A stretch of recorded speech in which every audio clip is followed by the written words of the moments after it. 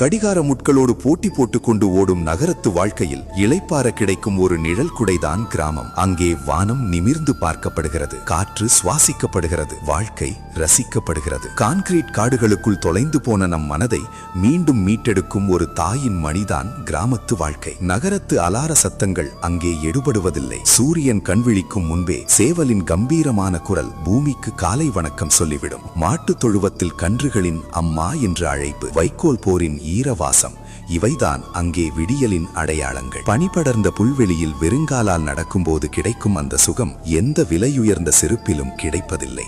கண்ணுக்கு எட்டிய தூரம் வரை பச்சை நிற பட்டு உடுத்தியது போல விரிந்து கிடக்கும் வயல்வெளிகள். அங்கே சேற்றில் கால் வைத்து நாற்று நடும் விவசாயியின் வியர்வை துளியில்தான் இந்த உலகின் பசியே அடங்குகிறது. வரப்பு ஓரங்களில் ஓடும் வாய்க்கால் நீரில் துள்ளி குதிக்கும் மீன்களும் சலசலக்கும் சத்தமும் ஒரு இயற்கை சங்கீதம். அங்கே காற்றுக்கு ஏசி தேவை, ஆலமரத்து நிழலும் தென்னங்கீற்று வீசும் காற்றும் தரும் குளிர்ச்சிக்கு ஈடு ஏது. திண்ணை பேச்சுகளில் அரசியல் இருக்கும், ஆனால் வஞ்சகம் இருக்காது. ஊரே ஒரு குடும்பமாகவும் வாழும் அதிசயம். மண்பானையில் ஊற்றி வைத்த தண்ணீரும் கேழ்வரகு கூழும் பழைய சோறும் கிராமத்து மனிதர்களின் நீண்ட ஆயுளின் ரகசியம். நாகரிகம் என்ற பெயரில் நாம் எதையோ தேடி ஓடிக்கொண்டிருக்கிறோம். ஆனால் நிம்மதி என்பது நாம் கடந்து வந்த அந்த மண் பாதையில் தான் இன்னும் மிச்சம் இருக்கிறது. எப்போதாவது ஒரு முறை செருப்புகளை களைத்து வைத்துவிட்டு அந்த செம்மண் பூமியில் நடந்து பாருங்கள்.